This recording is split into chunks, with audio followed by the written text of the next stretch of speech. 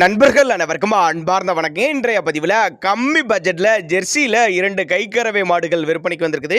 ஒரு மாடு கன்றோட விற்பனைக்கு வந்திருக்குது, கிடாரி கன்றோட. இன்னொன்று கன்று இல்லாமல் விற்பனைக்கு வந்திருக்குதுங்க. இப்போ பார்த்துட்டு இருக்க இந்த ஜெர்சி 6 பல்லு 3ஆம் மீத்து தான் கன்று ஈன்றிருக்கு அப்படின்னு தான் சொல்லியிருக்காங்க. கண்ணு வந்து கிடாரி கண்ணுங்க.